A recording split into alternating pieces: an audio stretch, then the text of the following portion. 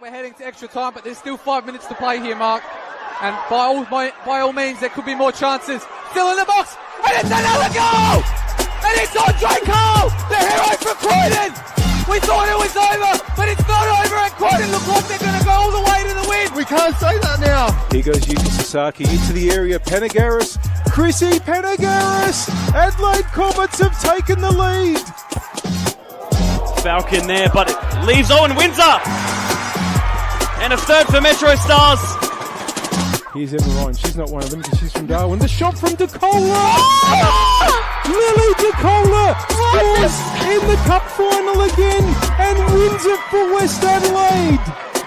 So as the ball cuts back here to Odenwalder. And James Odenwalder scores. He makes it 2-0 for West Adelaide on the day. I bet he was going to be Travella if he puts one in. He goes himself instead. And it's still Soy Sakani. It's unbelievable, David, as well. And that one is definitely going to be credited to him. Will have to be chased down by Rapawano. He'll put in a cross of his own. Hobbs wasn't able to capture it. It's in! It's not the one that seals up the Atletico promotion. I got the skills to make the girls sing, and the geezers too. Yeah, we're doing this thing. Hello and welcome to One Game at a Time. It is episode 16. It is a Tuesday, the 9th of June, of course, due to the Australia Cup qualifying finals being played this week. And of course, Tuesday will be on next week as well due to the other qualifying final. I'm Seb O'Neill. As always, I'm joined by my co-host, two regular, one a guest. But I'll start off with my question for this week, Mark Talbot. Your favourite flavour of juice? Apple and guava. Okay. David Grant. Iron Brew. That counts as a juice as such, but I'll allow it for now. And our guest co-host, Nicole Blackett. What's your favourite type of juice? Apple and blackcurrant. Okay. Good to see us respecting my question once again this week. We did last week. No, you didn't. I'm quite offended by it, to be honest. Hey, it was all legit. Hot chips is my favourite chip. Wood chips, nothing wrong with that for David. And what we saw on the weekend, a goalkeeper chip. So, yes. To be fair, we respected it. We'll go into that in a bit more detail a bit later on. Of course, no Alessio, but we'll get a video from him in a moment as we go through our picks. I will start first. Of course, it is a big week, of course, not only of Sunday, but it is the start of the World Cup this coming weekend. And, of course, our Socceroos played their last friendly before the World Cup. And we saw an international debut and a first international goal for one of our own in Tete Yangi. Former Adelaide Comet, spent time with the Newcastle Jets in the A-League as well. Of course, brother Cassini has scored and represented the national team. It was very good to see for Tete, not only for his first start, but his first goal against a strong Swiss side, of course, competing as well at the World Cup against another host in Canada. So it was a good result, and overall good to see one of our own playing, of course, for the Socceroos. And I'm sure we'll see plenty more during the tournament proper from South Australia, representing us and hopefully doing very well in the tournament as well. My other picks are a few coaching changes. Metro Stars announced that Tony Mansueto was stepping away. That was in between last week's episode and this week, and they've announced he's departing. They've announced the incomer of Marcelo Vilches, their WNPL reserves coach, coming up into the first team. To coach Metro Stars, of course, in a tricky situation in the table at the moment, hoping to try and lift them up even further out of that possible relegation contention. And then another one, perhaps a bit more permanent for tomorrow night, David, of course, Adelaide Cobras. Almost similar to last year, in which what Adelaide Croatia Raiders did, they got rid of their coach a week before their big final. Adelaide Comets have done the same as well through Georgios Economou. I'm not very good with the foreign names. Joining the club as the head coach, and like I said, David, I'll go to you quickly on this one. We saw it last year, and it worked. And it'll be interesting to see if it works again. Yeah. Don't we say parted ways rather than got rid of? But this is a very fast and loose show at the moment, I think. I don't know much about this gentleman who's come in. I mean, they've certainly bigged him up in terms of his background. He said that he'd played. I think they said he played in the Cypriot top division, and had played for a number of those clubs. I did actually, after I saw that, and when I was doing some research for the game tomorrow, I did go and look at those clubs, but I couldn't find them, but I was at work and I was being monitored, so my internet usage is I've got to be careful with. Thankfully, my boss doesn't watch this nonsense show, so he has no idea what I did today at work. Anyway, carry on. Those were my picks. And then next, of course, he's not here, but he has sent in a video. Alessio Carocci, he is at training tonight. He had the option to not go to training. He's leaving tomorrow on a plane, so I don't know why he's bothering this week. But he still decided to go because he's a good man and has to train. But he did send us in a video, so we'll have a look at that now. It's back in the car park.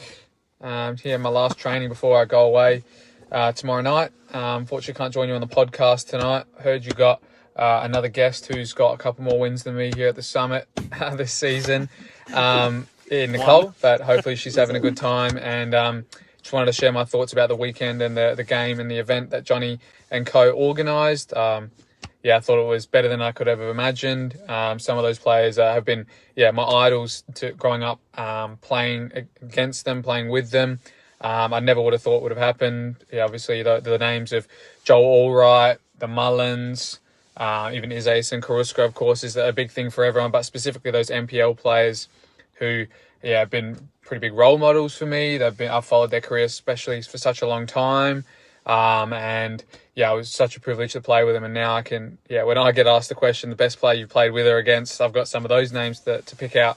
I guess one of the main moments I'll remember forever, and I'm sure I'll send the video to my kids when I get older, is Isaias's pass to me, the first touch I got on the park.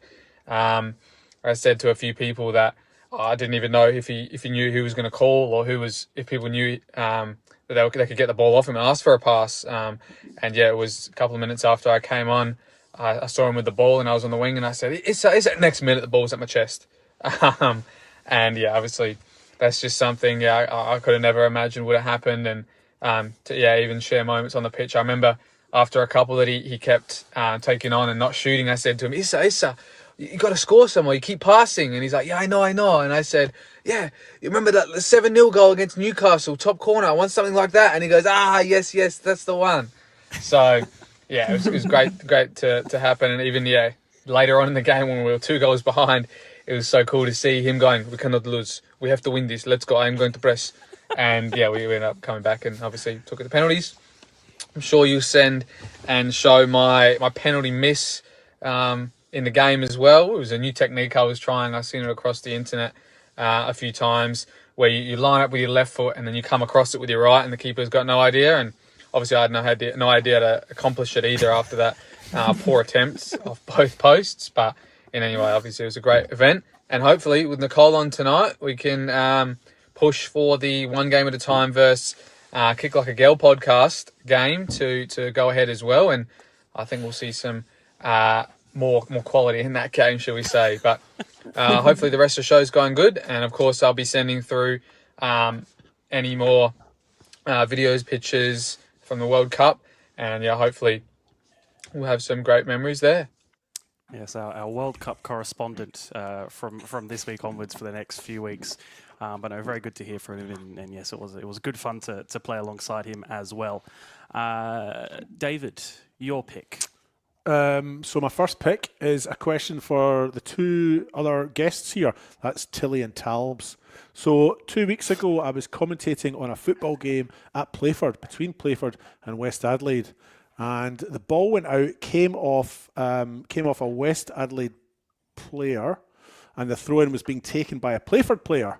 And at the time, I thought, I don't know if the goalkeeper can pick this up if it's thrown back to him. It was being thrown back because they were returning possession to their opponents.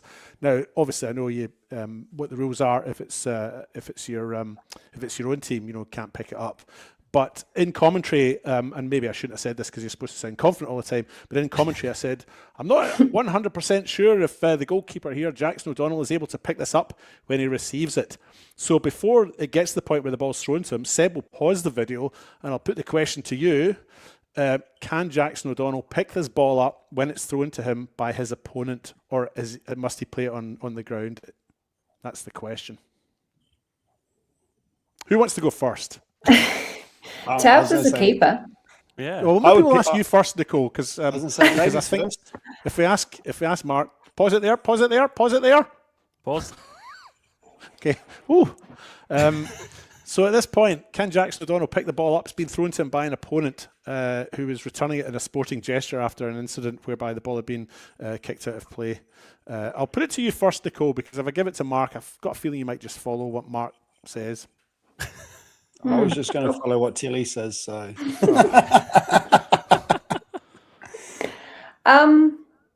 probably should have watched this game anyway. I mean, I've already seen it. The video's playing, Seb. Yeah. All right. Well. He can Okay. pick So it now up. the question. Now I have to rephrase the question. Now that you've seen the video, did you know that the goalkeeper was able to pick it up? yeah, because it's not going back. It's not from his own player. So from the other team, it would be fun as far as I'm concerned. It's the other player's taken it. It's the other team, so it hasn't come off his own player or anything like that. So, and it's not his own player throwing it in, so he can pick it up. I sort of expected you would get it right, Mark. So you would have known that, and Nicole, you would have known that, or you weren't sure. Be honest. I mean, I haven't thought about it before, but yeah, that does make sense. If it's not a pass back from your own player. If it was deflected, say, he'd be able to pick it up. So, yeah. I just wasn't 100% sure in commentary, and I said, ladies and gentlemen, I'm afraid I'm not sure if the goalkeeper can pick this up or not. And then I think after he did pick it up, I said, there you go, we've learned something new together, everybody. Nothing wrong with that at all. That were listening. My second pick is misheard. I'm calling this misheard lyrics. I've written down, you know how when you commentate on YouTube, there's a transcript runs, and the transcript does its voice recognition. It detects what you're saying. So I thought I'd just share a couple with you that have been on my games over the last few weeks. I've got some players and some clubs. So players, Lansana Smith, that has been interpreted as being Santa. Cooper Nunn has been written down as Cooper Nunnopolis. Wrong club, but that's okay. Jamie if he Signorello. if he was playing at Tilly's team, I could completely understand that. The next one I've got is Jamie Signorello, which has been recorded by the transcript as Cinderella. That's funny. And then most odd of all, Yanni Delengis. When I've said the words Yanni Delengis, it has written it down exactly correct almost every time. So there you go. As for the clubs, Playford City has been transcribed as Playful City. Adelaide Cobras has been transcribed as Adelaide Cobbers, as in Struth Cobbers. And Pontian Eagles has been transcribed. Pontian Eagles has been transcribed as Pointed Eagles. So I just thought I'd share some of them with you. Sensational. They're my 2 picks. Well, the Pontian Eagles one, they are certainly at the pointy end of the table, so that would make sense. Yes, true. Tilly, on to your pick. I've got a couple over in England. So as we know, our good old mate Rachel Quigley was on a couple of weeks ago and wasn't really sure about what her next move is going to be. I don't have complete details about where she is going, but she has moved away from Wolverhampton as of the last couple of weeks. So stay tuned to where she ends up, because she says she's not ready to come home, which is sad for me. But yeah, exciting that she's still kicking on and ready to tear up another team and be part of some good success. The other one was something my other good friend, Olivia Bramley, has just shared on her socials about Durham United, a team that she spent a lot of time at. They had announced that some of their funding from their investors has pulled the pin, or they're unable to do that now. So they now have 21 days to find something. Otherwise, they are going to go under and won't be able to be a team anymore, which is very disappointing, as they were looking to be in the Super League 2 over there. So just a couple of little updates from England. Yes, absolutely. What is it? Mark, you're the last one. Saturday night.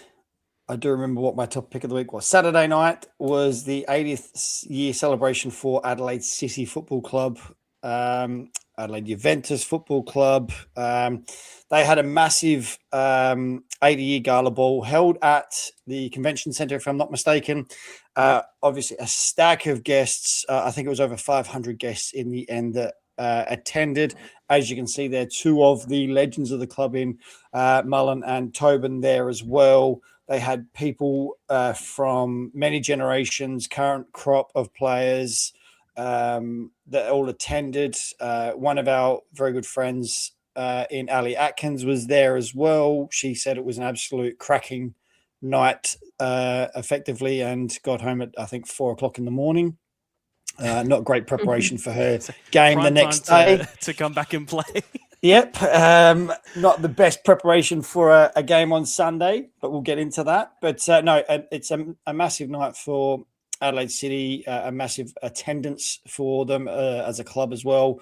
So absolute fantastic event from all accounts. Fantastic, basically spectacular for the club itself to be able to put something on like that. And again, draw so many people to it. And hopefully they continue to back the club and the club can continue to move forward and progress. And I'm sure the club itself would like to be on that national stage again. So I think it's a great opportunity for them to really push that national stage again for them. So very well done to Adelaide City. Not only in that, I read in that article that apparently they're putting in a new scoreboard. So that's really great news for us commentators, knowing the time in a game at Adelaide City Park as opposed to only the score. It's very much Only appreciated addition.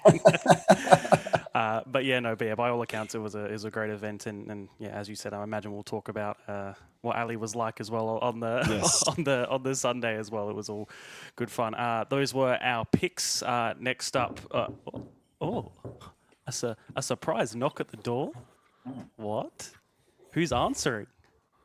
Whose door is it, Seb? Do you want me to get the door? I'll get the door. I think it's at my place.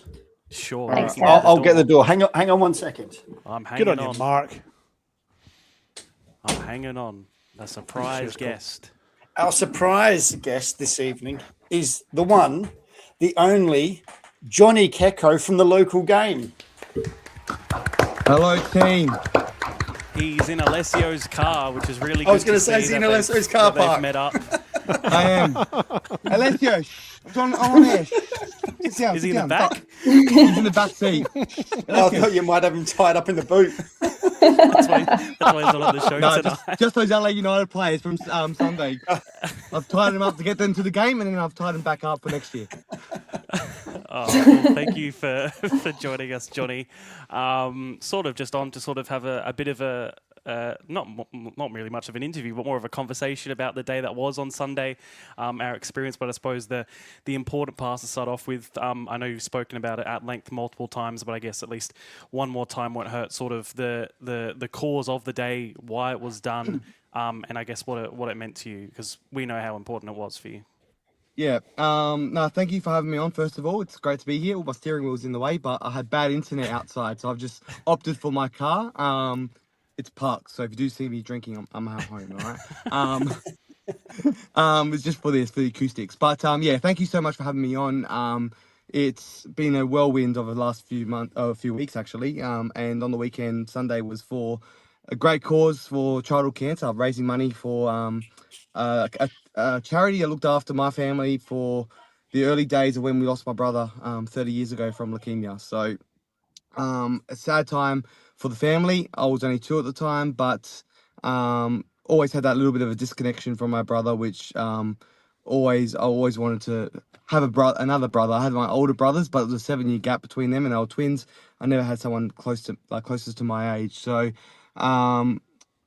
always wanted to do something to recognize him, and I cannot thank everyone more than enough for what happened on Sunday, because it was a goal to raise $10,000 for a charity to help my family, and we doubled that in those 4 or 5 weeks, whatever it was, which is an absolutely amazing thing. But that Sunday was incredible. It was a moment to bring everyone together, because those memories that my family had of Ross, I wanted to recreate those in different ways for other people to create memories and moments that will last a lifetime. So doing so with the people like you guys that are around me, and people like you guys that are friends of mine, and family, and doing it for my brother. And I actually got to say now, after Sunday, I just feel so connected to my brother, and it just feels amazing now.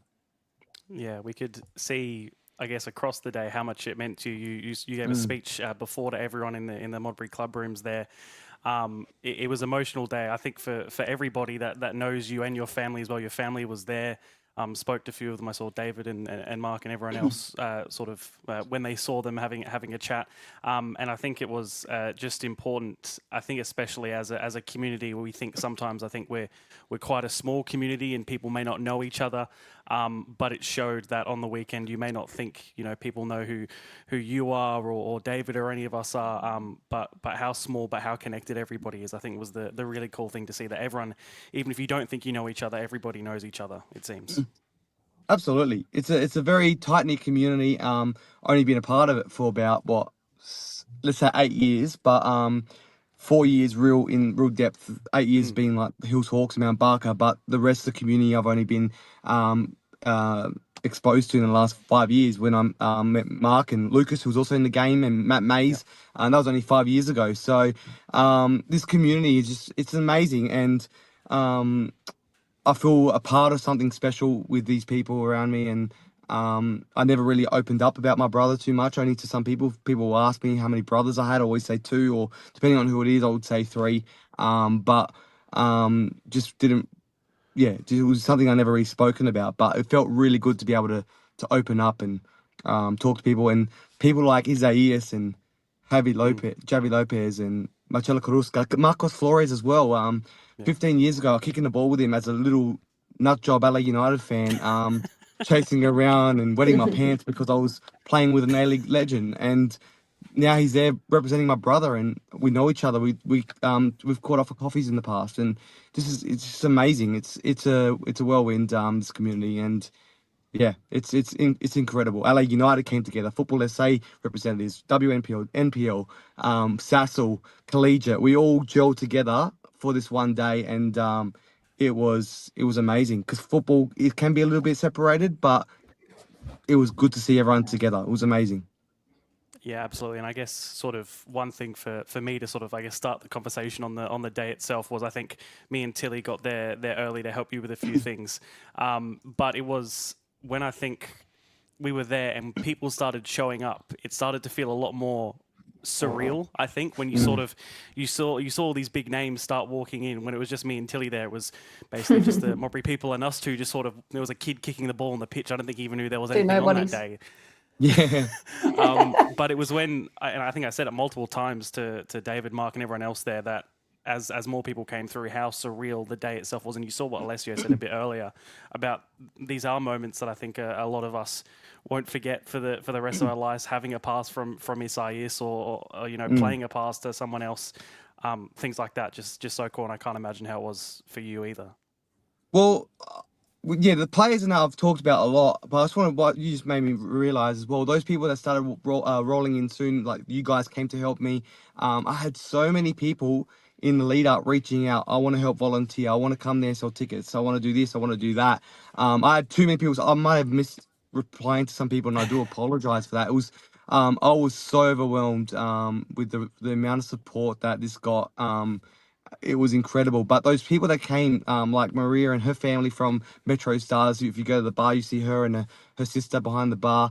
Their whole family came down to help. Sarah from Football SA, she reached out to people to get gift cards and sponsors on board to help with raffle prizes. We had big people come on board, like Asahi and Gatorade came on board for sponsorships, LA United. It was just incredible. I'm missing a few, but it was just amazing how everyone just got on board for this one day. It was a whirlwind. But yeah, coming in that day and getting a part of it, and someone like Isaias, he so when I asked him, when you ask someone to go, let's go for a coffee, and I'll be like, oh, I got to go and watch Netflix tonight, or my son wants to play soccer at home or something like that. But Isaias, I asked him, do you want to come? And he's like, I'm going to Bali at 6 o'clock. I'll be there. And he brought his family along with him, and they all went to the airport straight from the game. Javi Lopez was meant to be coaching LA United as well, and he had to leave straight away and only played a half. So the commitment from those people as well, like you were saying, the big people, but also the locals, the everyday people that work behind the scenes, just wanting to put 2 cents in, and you guys as well. Tilly on the comms, incredible. Really lived up to what I wanted. I wanted to make this a day, but I also wanted it to be a lasting memory as well, because we will talk about it forever, but there will be nothing to show other than maybe photos, which was incredible. The turnout from there as well, the volunteers there, about 7 photographers showed up, and maybe Thursday I was worried no one was going to be there. And then the commentary as well, we just added another element to it. Paul and Nicole were just really made that broadcast special, and also Dem on the sideline. She really made sure she grabbed people to come there and to make sure they got interviewed and shared their story from the sideline. I actually enjoyed listening to it last night. I heard it for the first. I reckon a lot of people that I think there was about 200 people watched it before I even watched it. I edited it yesterday, but I didn't watch a bit of it. I was literally just cutting it up, putting the graphics on top. But I sat down with my family last night for the first time. Actually, I don't think I've sat down with my family and watched TV since I started the local game, even maybe. But we all sat down, we watched it together, we relaxed. It was great to watch. And also Chris, the way he captured the moments beforehand, so that made my editing good. And also that little bit, if you watched it again, that bit about the program that was filmed, that was actually Jaden Betterman's footage. That was the only bit of Jaden Betterman's footage I put in because it was so beautiful. I wanted to add that in when Paul was doing that beautiful intro. So I know I've spoken too much, but I just wanted to add all that in there. So it was good to see we can Jaden talk about whatever you want now. in the opening montage too. Yeah, I had to put him in there as soon as I saw that footage. You would hate it. We're all very proud of you. It was a great day, and yeah, I'm sure you'll hear that plenty from plenty of people. Yes. Oh yeah, I just wanted to also say thank you to also Pega. Like Sassel did a lot of work there as well, supporting me. They supported me to do that. Mobry Jets, they obviously hosted it there and did a great job. Money over the bar as well they put towards it, and also Pega, who helped with Sassel's kit, and also Macron. They were amazing. Macron donated everything. They even donated t-shirts for my whole family, so they could wear it. So he went above and beyond. Raf, good mate of mine now, and the way, just what he did for me was incredible. There was a little hiccup on Thursday, which I'll be honest and I can admit now that I broke. It broke me on Thursday. A little hiccup. It was nothing major, but I think just the stress and the late nights planning, the constant messaging. I know there was people just messaging me, hey, if you got a team I can play, and I have to break the news, something like that. I'm sorry, we're full. And then just trying to sort certain things out. It was a lot of stress. And I wanted to do it perfect for my brother. So I think it just all got to me on Thursday, and I just broke down in the car park at Macron. But it was, you know what, in hindsight, it was good that it happened, because otherwise it would have happened on the day and I wouldn't have been playing. So yeah, it was. I was on 3 hours sleep. I was something that wasn't printed correctly or the way I intended it to be, and yeah. But Ralph was great. He was like, mate, I've got this, and got them reprinted, and had to print the shirts the next morning, like the day before I needed them. So yeah. Yeah, it was great. You did very, very well on this shirt. I think will stay in my background for a very, very long time. I love it. We'll I've go got to put mine in, but I've got to what? wash it first. I still haven't washed mine, so You think this is washed? This stinks. You know what I love? Ew. I love when I got an email. Well, actually, I don't think I even washed mine yet, to be honest. But this is not the jersey. This is the t-shirt. I've washed this. Ugh. But I love Isaias. He literally, because we said donate to keep your jersey. As soon as he got asked, literally as soon as he got the email, he donated straight away because I want to keep this and add it to my collection. So that meant a lot to see that. So if you ever get your hands into Isaias's cupboard, you might see it there hanging. Yeah. So yeah, we've spoken about the cause. So I guess we'll move on to the football itself that was played on the day. And it works out pretty well in this case. Me and Mark both playing for the local game team. Johnny and David, you both played for the Sassel team and also the local game team. And then Nicole, you were up in the scaffold. So we've got perspectives all around. I guess I'll start with. Well, I didn't really play though, if you really be honest. Okay, Oh, sorry, no, I you didn't know did. scoring 5 Oh, goals no, I isn't didn't playing. play scoring great. 5 goals. I think you played. Yeah, I didn't play great. Just though. just wait till we get to my chances. Mark, for you, how was the day? Because even though I guess we sort of spoke about, I think a little bit last week, how you do get invited to play in these matches through your previous clubs, but even I do, yes. for you, it was special and still different for you. Well, it's funny. I'm so glad you asked me that, because I think I messaged you boys on Saturday night. It was either Saturday night or Sunday morning, and I actually said to the boys in the group chat, I said, I am genuinely excited for this game. Like, looking at the two lineups, when I look at the two, I was like, I was actually on game day. I was actually nervous. I could actually feel myself, and I haven't been nervous for a game in, I couldn't tell you how long. But I was nervous because when I look at it, I've got Jason Trimboli shooting at me. I haven't had him shoot at me for a long time. I played in his team many years ago. So I was worried about that. And then I was like, I've got the Mullen boys in front of me. I've got Fifey, who they've represented Australia at junior level. I've got Barbiero. I had Sevi on one side. And I was just like, okay. I've got Joel Allwright, who is an absolute legend in the local game as well, all in front of me. If I make a mistake, I look like the twat. I was just like, this is just ridiculous. So I was genuinely excited, and I was like, this is going to be awesome. And when I got there, I was sitting in the change room. I've walked into the change room. I got there a little bit early before a lot of the other players, but I sat down in the change rooms and I was looking around the shed and the shed and the change rooms. And Johnny, what you did in terms of the kit layouts and then the little note for each player was just an absolute beautiful touch. And so I sat down and I looked around, and as the players started to filter in, I'm sitting there and I've got Savannah sitting 1 or 2 seats next to me. I've got Jared Walsh 3 seats down, and I'm like, that's Jared Walsh. When am I going to ever get to share a change room with Jared Walsh? But then and the way I was positioned in the change room, I had everyone to my right because I was sitting right next to the door. So Johnny, you positioned me exactly where I wanted to be, which is always right next to the door. Worked out perfectly. And as I go around the room, I'm looking down the room, and then there's Fabian Barbiero, who I never got to play with, and because he was always a better player than me, I don't think I've actually got to play against him either. I'd have to go way back to check the archives. But I got him, and then I've got Dan Mullen, who I was lucky enough to share the pitch with only a few weeks ago. Then I've got Matt Mullen sitting down. And then as I'm sitting there, Marcos Flores just parks himself right next to me, and I'm just like, it's just incredible. And all the way around the room, it was like that. Then it was like, you've got bloody Issa sitting there and it was just player after player, Sinaski. And I'm just like, and even Robbie Lippert he said it in the halftime.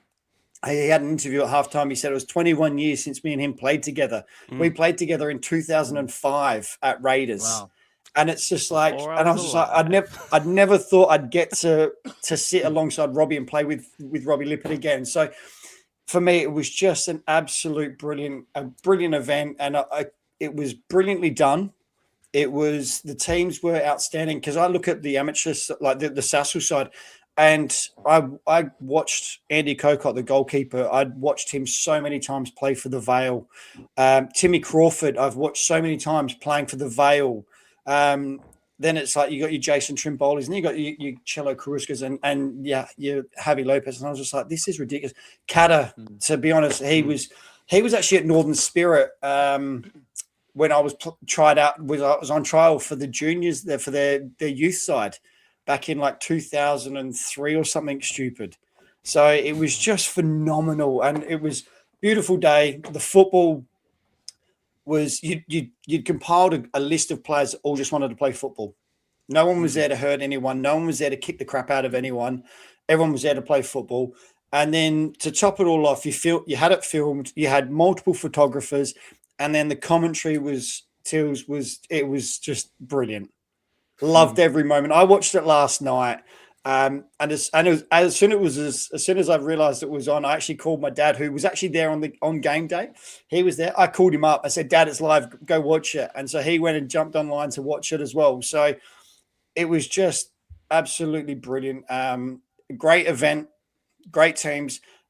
Like what you were able to do for childhood cancer was just phenomenal. It was brilliant. And I think the funniest thing that's come out of it so far, there was many funny moments that I could talk about, many funny moments. But I'll get into those. But what I found probably funny was the fact that you've now got so many people going, "Are you going to do it again next year?" I think that's probably been the number one question I've been asked is, are you going to do it again next year? Because I can tell you what. Not only was obviously some great players there from the past that were playing, but you also had the young Trimbolis from Croydon decided to rock up. Yes, they were probably there to give crap to Jason, but they were there watching. The chairman of Croydon, I was chatting with him after game. He was there. Cam Woodford from Metro Stars. So you had players that are current players just come out and watch because they were like, this is awesome. This is a great event. And that's what it did. It brought so many people from so many different levels of the game, but also generations to come out and watch, bring them all together for such a great cause. Because everyone, I don't care what anyone says, everyone has been touched by cancer, hit by cancer at some stage of their life, be it a family, themselves. So it's such a great cause to get behind. And I thought it was just brilliant. But like I said, and I'm going to say to people, just go watch the video because there was so many funny moments that you can't wrap them all up in this one show. Yeah. Well, I just want to can I just touch on one thing you said there? Mm-hmm. With the little touches, I was up until like 1 o'clock in the morning, I think it was, writing everyone's names on those cards. I wrote that up. I wanted to create a moment. I'm so glad you picked up on that as well because it was beautiful. Thank you, mate. I just wanted.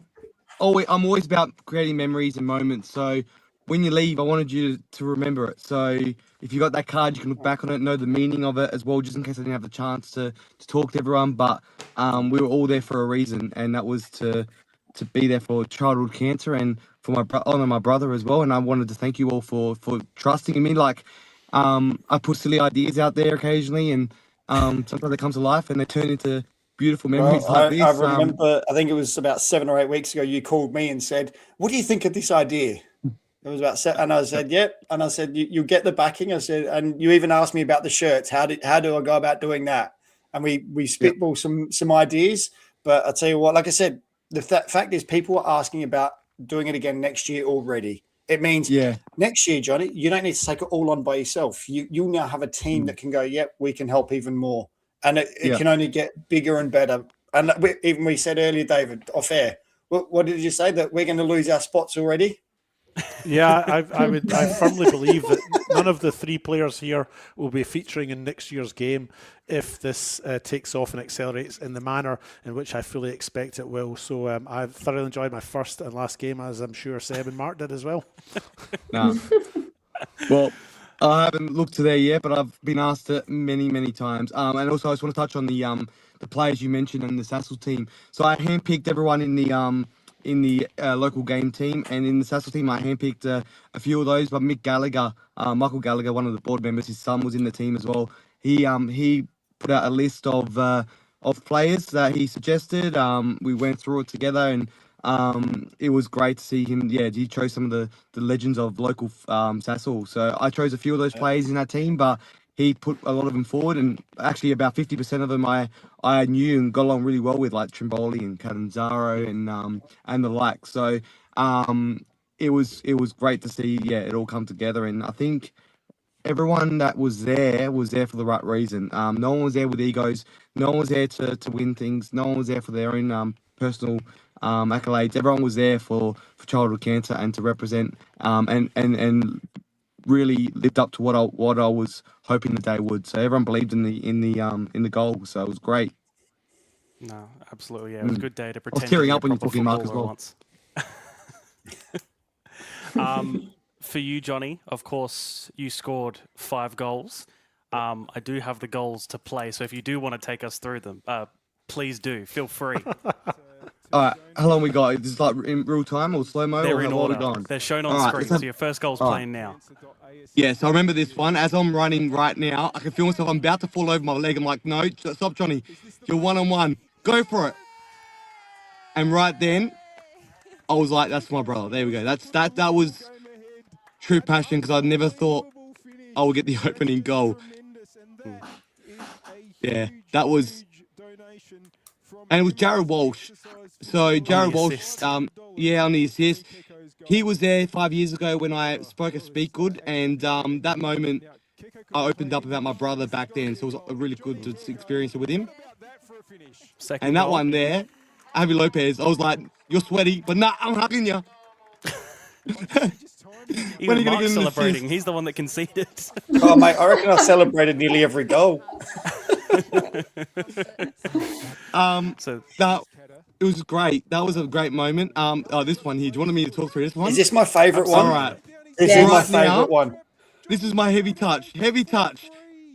Goes through You his should have done legs. better there, No Mark. touching. Trying to kick it. Miss it. Cramp. Try to take my shirt off. And there we go. It's there. Cramp done.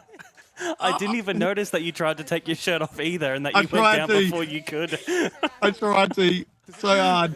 I was messaging that's Mick Gallagher's son there, James. And I was like, I don't even remember you coming up to me. Like, and this one here, I definitely approached the box. But anyway. I was getting my calf massage, and all I hear is Natasha from Sassel go, Johnny, they want you. I'm like, I'm getting a massage. Like, you're on. They want you to take the penalty. So I just quickly had to change my shirt from Sassel to the local game. And then And your then this final one here. goal. Yeah. Yeah. I thought of a tactic, which I should have done, but I only just thought of it today when I was talking to Antonis. So, there we go. And there's the other leg. That's why I didn't go back on and take another penalty. He pulled up again there. And then this one was an opportunity that unfortunately you did miss. Oh, It was a no. good opportunity too. Oh, you didn't have the other one from Jared Walsh as well, but there we go. And then bang, stuck in the net. Yeah, you did My need leg to was be stuck. helped out of the net in the end. But yeah, all good finishes, even though maybe the keeper could have done better on a few of them, but we won't mention it. Maybe. But Do you know what? I was gonna say- I was going to say the goal that you scored, Johnny, against me, I loved it because I could see you starting to stumble. And I was like, I've got to let this play out just to see what happens. That's why I let it go. And then as you went past me, I could hear you. And I was like, oh, this is going to be good. This is going to be good. So as soon as I let it through, I turned around to watch you. And then I was like, yeah, wait for it, wait for it. And then as you come out the goal, I was like, there it is. And you just went donk. And I was like, got it. I still remember it. I was like, It was brilliant. I think I was yelling hammy. I thought I did my hammy because the pain was just all the way through my leg. And then That was one of my Mullins just highlights. struck That one. Oh man. 'cause I knew I could see it coming. I could see it coming before you even got to me. I was like, yeah, I can see what's happening here. That's why I was like, let's let this go because I think this is going to be a highlight reel. There's a lot of those. David, I'll go to you. I'll let all the other goals from the match play in the background. But of course, you were on the other side compared to me and Mark. So I guess your experience in the change room as I let the rest of the goals from the match play out on screen. Well, I mean, I'm not sure what more I can add. I think Mark and yourself have both covered it all and summed it all up very well. I felt quite emotional before it. As I mentioned before, my mother had cancer but survived. My brother had cancer but didn't survive. And I guess I felt a little bit emotional about that. I also worked in cancer care for 15 years or so, and we used to have paediatric cases coming through. And they were always the most difficult ones to see. And, you know, I did a little bit of research before it as well. 750 odd kids every year across Australia are diagnosed with a form of cancer. And of those 750 or so kids, 48%, so just under half, are aged 4 years or younger. Gosh, I feel emotional even now talking about it. But look, the fact of the matter is it's a very cruel and indiscriminate disease. And it just, when I worked in that area, the people I worked with were some of the most amazing professionals that I've ever worked with. I'm talking about radiation therapists, radiation oncologists, all of the support team, admin team, nursing staff, and so on, who deal with mortality on a daily basis. So right now, for example, there are 700 odd families around Australia who are going through this right now. And I really, when I got there, and Johnny, you did your talk at the start, I thought it was very powerful. I thought your language was appalling, but your talk was very powerful, and it really struck a chord with me. And I wanted to make sure that I spoke to your mum Anita and your father Roy as well, and your brothers and your other extended family that were there as well. And I just make sure I sort of made that connection with them. It was difficult to get around everyone because there was so many people there, that I either knew, half knew, or wanted to know.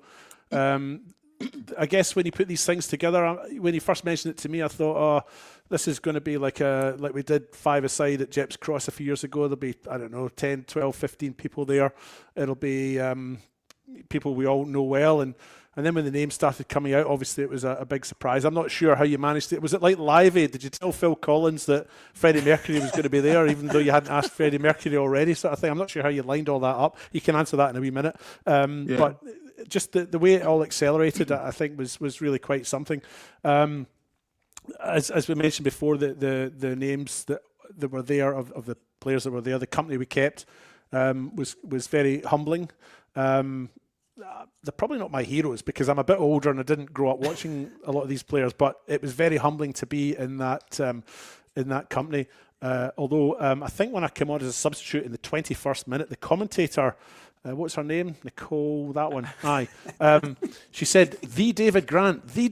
She sounded very excited until she realised I was coming on with Martin Hidalgo, who played 47 times for Peru, and then it was all about him. Anyway, I put that behind me and wound on past the next bit. But just look, I can't. Sorry, John, you want to say something? No. I was going to say about Martin Hidalgo. When Marcelo Carrusca said, I want to bring a mate, I never thought his mate had 47 caps for Peru. So next time someone says they're bringing a mate, just do some research on them first before you agree, because I didn't realise Sassel. I would have said, mate, he's coming on the local game with me. But that's I won't take up too much more time. So just to conclude, I felt very privileged to be asked and to be in the company that I was in, and that includes yourself as well as the others. I mean, I think primarily the day was about what we were raising money for. I can't believe the amount of money that was raised as well. That was astounding too. And I was a little bit lost for words, I suppose, which isn't really like me. And and meeting some of these players as well, and that Andy Kokot that we spoke about before, I'm sure I played against him in the old Big Hills derbies of the late 1990s and early 2000s. He was a goalkeeper at Stirling for a while. I'd been at Stirling, but I think I went over to Handorf and played against him when those two clubs were the big clubs in the Hills in terms of Hills derbies, and just making contact with him again and having a chat with him, even just that. I mean, I was as happy in his company as I was in Martin Hidalgo's company, who, yes, has 47 caps for Peru, but he's never played for Scotland, has he? They would have taken him though. Probably, yeah. Maybe the Scottish granny. That's what I ask. Maybe. Scottish granny. Yeah. So look. The other thing I just wanted to quickly mention as well is I remember, I don't know how many years it is ago now. It's probably about 8 or 9 years ago now. When I was at a stage where I couldn't play the game anymore. Certainly not at a level I would have enjoyed. With all due respect to levels of football, I would have been frustrated. And coaching wasn't really working out for me with the women and the girls. My daughters were sort of a bit, they were drifting away from the game at the time. And then this advert came up in my social media feed, and there was this curly-haired guy saying, does anyone want to, I'm looking for people to join me on Hills Radio to do some commentary and a little sports section on radio. And I thought, why don't I give that a go? I mean, I can talk a bit. I'm not, that's probably all I've got, but why don't I give it a go? And I just think it's funny how things work out, because if I hadn't, I suppose, sent you that message saying my name's David Grant and I'm interested in doing commentary or doing sports sections on radio with you, would that be okay? If I hadn't done that, then I wouldn't be sitting here now and I wouldn't have played that game. It's just sliding doors moment, and I guess the point I'm just trying to get to at the very end here is it really is a privilege to call you friend. There you go, Johnny. And thanks for the opportunity of showering in the company of men for the first time in 8 years. I thoroughly enjoyed that too. What a wholesome note to end that on. It was a match full of moments, but we saw Alessio's penalty a little bit earlier and him go through it. Another I want to go through for a second. We got David versus Mark in the shootout for the winning penalty. It couldn't have worked out better. I'm going to play it on screen. I just want to know, was there anything being said between you two? What was the conversations going on? I can't actually It was all about the eyes. I think I got my height. To be honest, I knew what I was going to do before I hit it, and I got my height right, but I didn't get my direction right. It wasn't far enough away from him, but I was happy with the height I hit it at, which was the first thing I was thinking about. Yeah. Can you see how the ball is like smack bang on the spot? What I was saying to Gary was like, Gary, is that ball on the spot? Is that on the spot? Trying to make him move it. But it was like smack bang in the middle. And that's what I was pointing at. I'm like, Gary, is that on the spot? Is it? It was all mind games. They couldn't have worked out any better. Tills, I guess for you, you didn't get to play. I'm sure there was FOMO, and you said you had FOMO. But from your perspective, how much did you enjoy it? Sort of being able to watch and enjoy and call not only all these players, but I'm sure your friends as well would have been good fun. With Paul, of course. I guess you're speaking on behalf of the two of you here. Yes, I very much did have FOMO. Johnny told me about his idea probably a couple of months ago when we were doing a local game episode. And he said, do you reckon you can play? And I was like, it's really, really tempted. I was like, probably not, like mid-year, do the right thing. But I'll commentate. And I don't even know if commentary was on the cards at that point, Johnny. Correct me if I'm wrong. I think so. You put it on the cards. He goes, that's a great idea, actually. Yeah. I'll sort it out. And then obviously with Paul, he's awesome. It's always fun to jump on the mic with him. And yeah, probably at the time, I wasn't sure like how hectic the lineups would be until Johnny started announcing all these players. And I was like, well, this is quickly like turning into something that's going to be really special. And yeah, a good mix of friends and humble footballers, some retired, some never really played. But no, it was really, really cool to see. And I was so impressed with, the ex-pros, Kruska, Flores and Izza. They're just like such wonderful people and they have the time for everyone. And they could have easily said, yeah, nah, not for me sort of thing, which I'm sure there would be people that would do that. But yeah, it says a lot about them and how they've just, agreed to do it and took the time. And I'm sure they're very busy with coaching. And as we know, they had places to be and stuff like that. So yeah, that was something I was really impressed with. Yeah, absolutely. Yes, Johnny? I was going to say, what night was it? I think it was Berkala versus, was it Adelaide City? I reckon it was. or where, I don't know what game it was. It was a Berkala game, all I remember. But that night, that was the night I lined up 4 people. I secured 4 people in the same night. So I was meant to go train with Tom on senior, and he cancelled the last minute, which in hindsight was the best thing to ever happen because we were meant to go. I think it was 2:30. No one could make it. It was only Simon could make it because I put it out to a few people. So we moved it to Croydon, which worked out really well because we moved it to about 4:30 in the afternoon, and I was running late because I was buying a wig for Isa. Right, it was only about a couple of weeks ago. And I was buying a wig for Andrew Jarman because we were recording something. So I went to Reject Shop to buy the wig. So I ran a little bit longer. And then I got there ETA was about 4:40, I reckon. But I had a phone call from Marcos Flores. And that's when he told me, I'm in. Because, brother, I'm in. I'm going to play. I said, fuck, that's awesome. Sorry, I don't mean to swear. But We'll allow one. First one ever, I think, there might be more to come in this one. But I was sitting there in the car, and then Simon's out the front waiting for me. You could hear the loudspeaker, like I was talking to him. Hung up the phone, and then I opened the door. I said, Flores is in. We high-five, done. We go kick the ball, and it was like getting close to 5 o'clock, and we saw AJ from Croydon. He goes, and Chubby J was there. We were having a chat, and he goes, the kid's going to come out at 5:30. And I was like, all right, cool, no worries. We'll be out of here soon. Have a kick, and I had missed calls on my phone, and it was Matt Chandler from Sassel. He was trying to secure Marcelo Carrusca through his friend Will Ventura, who was also in the team. So he goes, mate, tell me you love me. I said, I love you. He goes, Cello's in. I was like, yes. And at that point, I knew because if Cello was in, Jared was in. They're good mates, and I was waiting for Jared to message me as well. So they were both in, which was great. I heard it from Jared that he was in. I was like, you know what? I've been getting likes from Isaias. I'm gonna message Isaias because I've been waiting to message him, say, hey, Cello's in. As I'm walking, I feel like my brother did it, but Isaias was standing right there watching his son train at Croydon.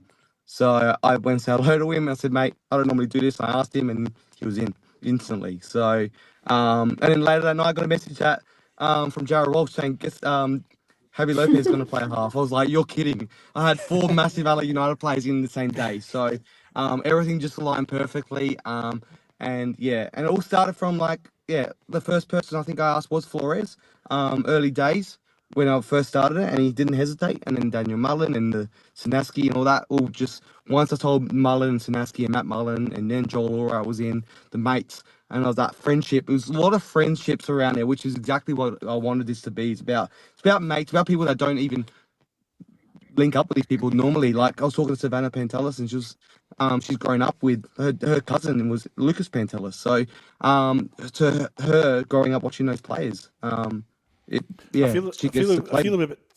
feel a bit sorry for Travis Dodd because he's the only player none of us have mentioned. And even when you I was talked about going to get to him. I've got a story about him. I was thinking you mentioned a story which I love. That's why I left that bit out of there. Is it the story? I've got a story to tell. Yep, I've got that story to come. Go for it. But yeah, and he as well. When I rang him, I think he just got off the plane from where were they? Qatar or something. Yeah. So some qualifiers. So and he said I'm in straight away as well. So not one person hesitated. The bigger the person, the less the hesitation. Which was very surprising for me. Because as soon as I told my story, I said I noticed as soon as I said charity match. Oh, okay. And I said what the cause was for. Everyone was in. So, I want to honour my brother, and they're like, we're in. I'll support it. So, it's like a live aid, like you said, David. Mark. So it was hilarious. So obviously the whistle was blown at half time, and Johnny walks into the Sassel change room, and obviously then David, you guys walked into the Sassel change room. Seb and I walked into the local game change room. And we sit down, and the first question was, so where are the beers? And all of a sudden, out of nowhere, a case of beer just comes into the room. And so I look up. I was like, okay, cool. So there's the Mullen boys have all grabbed the beer. Ali Atkins, she's straight back onto it, considering she was hungover as buggery from the night before. So when the starting lineup went up on the board, she went, I'm starting. She goes, I'm hungover. I can't run. And so she got the beers again. So she was fine the second half. But all the guys were just they grabbed the beer. And so we're all sitting down, and Dozzy's grabbed his, and I don't know if you guys noticed this on the comms or at all, Tills, but so the team talk at halftime was Tommy Mons goes, now I'm not going to talk tactics. I've got Issa, I've got the Mullins, he just started naming, you got Doddsy. He goes, we don't need tactics. He goes, but what we are going to do, he goes, I'm going to see how many players we can get on the park at one time. And he goes, Doddsy, what I want you to do, he goes, you're going to start off. And we were looking, he goes, so go grab another beer and then walk on the pit, walk down the pitch, but on the supporter side. And when you're ready, just drift onto the pitch. So when Johnny scored, I think it was Johnny's goal after he got injured. I think it was that goal. I can't remember which goal it was. And all of a sudden, Doddsy is taking the goal. He's taking the kickoff. He drifted onto the park. We then threw another player on. At one stage, this is nowhere to like, because I was telling my daughter this. We counted it. At one stage, we had 15 players on the park for the local game. There was 15 of us. Tommy just kept going, just drift on. And when he was making subs, he would call two players on, but he would go, okay, you're going to come off. So they'd come all the way across, and then he'd push one of them back on with another 3 players. So we had 15 at one stage. And Dave, I remember you saying, he goes, I looked up and there was. It didn't go unnoticed because I was playing at the back at the time, and I did think, they're playing 5 up front instead of 2 or 3, whatever it was. And they've got 5 up front, but they still have 5 at the back, and they've got 5 in midfield. So they've really spread the numbers well, But I didn't say anything; I just let it go. But I did, yeah. But that was our 5 strikers. That was our game plan in the second half. Was how many players can we get on the pitch without being noticed? And at one stage, we ended up having 15 players. It was brilliant. So and I think Doddsy actually one stage got fed up, so he brought his own ball on as well. So there was actually two balls on the pitch at one stage as well, because Doddsy was like, "I'm taking my own ball." So it was great. Oh my gosh! It was brilliant. So I don't know if you noticed that at all, Tills, but we had 15 players on the park at one stage. Do you know what? Now that you mention that, they looked like a lot of blue, didn't it?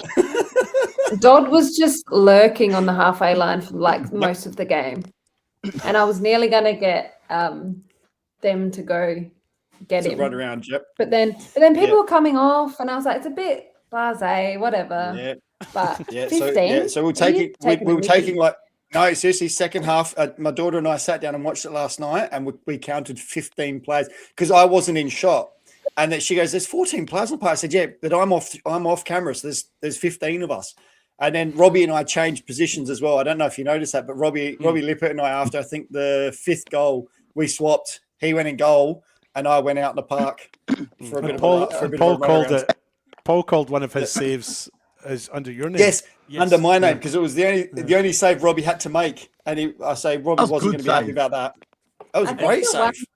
I think at one point I even said, "Gee, it really seems like the local game have stepped it up in the last couple of minutes."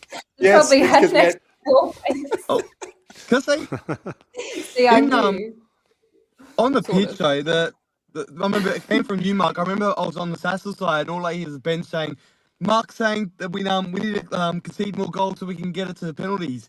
I was like, Mark. I'm like, which Mark? I'm like, oh, Mark from the local game. I'm like, what the fuck? Then I came on. Sorry, I came on. Which YouTube anyway? Then I came on. And when I came on to the local game side, I remember everyone was. I remember at one point, I think it was. We got it even. It should have been 3-3 by the end, but we got it to 6-6 because of Trimboli, who just kept on scoring. Everyone's like, someone going to tell Trimboli this is a charity match? We want to go to penalties. That's what Travis said. Yeah, and it was he said it on the pitch, Travis, as well. It was funny because everyone was like, come on, man, let's just try and concede. It was great spirit. And I think David was trying to give me a penalty at one point, but Gary wouldn't give it, so... Another highlight for me was Paul Marcachetti miscalling Travis Dodd for Antonis Pagonis. So, yes, I was going to go on to that. So there was that one in the penalty, and it was rude of you. You only called him out after the penalty had been taken. That was very rude. I didn't want to. Oh, I felt bad. But there was another one which I hope you're going to talk about my favourite one, Seb. I'm not sure, but there was when I was looking through photos the other day, and then I was watching the broadcast. and you did it in the call, Tilly. David has a very strange likeness to Chad Yes. Gea. When they're wearing the same shirt, Yes. they look very similar. And not Very just similar. appearance, ability too. Wouldn't you agree, David? Well, you called him as The as only, making the only the most difference pass. is Chad's left-footed, David's right-footed. That was really the only difference. That was it. I was looking for a difference. I couldn't find one. Yeah. Genuinely, like it was Well, the well most played, unexpected likeness. I know. I thought that on the park. That was my favourite part. Was I thought it was on that when I looked up, I noticed on the park their likeness on the park. I was like, wow. Yeah. Yeah. I didn't need the broadcast for that one. Nope. Yeah. No, it was quite funny. Didn't yeah, need to 'cause I wait saw for it me. looking through the photos, and then you did it as well in the commentary, so it was good to know it wasn't just me. I don't like correcting people, but I thought the Pagonis Dodd thing was taking it too far. Yeah, Sorry. and then Love Antonis you, took one Antonis. and didn't score, so it was even Yeah. worse. My technique's a bit off for Dodd. I will wrap it up in a moment, but I have a few quick fire questions for all of us. The first one: who was on the pitch biggest surprise in playing Johnny for you? Jared Walsh. Yeah, Jared Walsh. Oh. Yeah, Oh, Absolutely. mate, incredible. David. Like, none of the pass he put Jared through to Wa- me was unfilled. Probably Jared Walsh, or in terms of not being not being as good as they probably should have been, was maybe myself. Oh. I thought I was running at 100 miles an hour, and then I saw that replay, and it was like I was going in reverse. I was actually, We're all like, I David, thought don't worry. Jared, Slow I would agree. motion. Jared Walsh was probably a lot better than I was expecting, and I would suggest that I was probably a lot worse than I was expecting. He said he's never played, though. Is that true? Do we have verification? He'd played before; he knew the game. Come on. I don't know. We need it. said We he need an hadn't- answer. Walshy. He Should've said brought he him never on. played. So I don't know. Next He's quick very fire fit, question and again. his Oh. his runs beyond the Really line. good It's runs, very yeah. impressive. Yes. And I think he Staying only on made side one- too. Yeah, he only made one really poor cross out of all of them, so it was a pretty good success rate. Next sort of quick fire question, and again, these are questions we can answer honestly and have a bit of fun with. Who did you expect more from? Who didn't deliver on the day? For me, it was Matt Mays. I expected a hell of a lot more. I expected so much more, and he just didn't deliver. I saw that goal he scored a few weeks ago. That's what and I was about to say. He just didn't. I came was on, waiting and for not it. to. I haven't spoken about myself at all, but I came on and I made almost an impact more so than him. So, just putting it out there. Anyone else? That was good. Well, he's the only one that missed the target for a penalty, so yeah, completely missed there. I love it how you mentioned about Arsenal, like, and I think it was you said something about Antonis about Arsenal. You're saying that, and he just really did watch Arsenal the way they take penalties, so and he lost it for us. But it's funny how an Arsenal fan actually won it for the Sassel podcast in Gallagher. So. I'd Mark, who say did you- Robbie Lippert. Sorry, Okay. jumped the gun. No, all good. Oh. David. I don't think he got out of second gear. That was how he played his whole life. Well, I just wanted one acceleration. Yeah, no chance from Robbie. He said he was going to do 140-yard bomb, and then the hamstring would go and he'd come off. That was his plan. David, Good value on the park. Who did you expect more from? Great value. Well, actually, just on Robbie Lippert, I didn't realise Robbie Lippert from the Block and Robbie Lippert from West Adley were the same person. So that was a big surprise for me. Thought it was two different guys. West yeah, Adelaide didn't turn up. Matt Mays was a big disappointment. I would agree with you there, Seb. I expected a whole lot more from him. Yep. As I mentioned before, I was a bit disappointed in my own performance. Talbot, actually, we were talking earlier about who was better than you expected. Mark Talbot pulled off some great saves, and I'm not trying to, brown nose him or whatever, but I thought he was one of the better players as well. Well, better than I expected. Matt Mays probably myself. Mark? Kind of. I'm a bit of a running joke with the Mullen boys. Joel Allwright. If you're in our change rooms, he got absolutely ripped by the boys. Yep. That he didn't rock up, that he didn't do anything. It was hilarious. I thought he was actually played quite well, but I'm just going to run with that whole Mullen, the whole joke between those boys that Joel just didn't rock up. So I think Antonis didn't either. See how many opportunities he had to score, and he just ruined it. Oh, Well, we yeah, had Torres 2 was a big penalties. disappointment. Yeah, he was a disappointment. And then when Antonis took the real one, Paul goes, and the real Antonis Pagonis is taking it now. Second to last one. Who do you think was best on ground? Ooh. It's for me. It was Issa. The dude's a freak. Like, He was the only one that played a full match. Or he Chad. was just quality. Yeah. Or was it David? Yeah, I think Chad we or say yes as David, well. maybe the same person.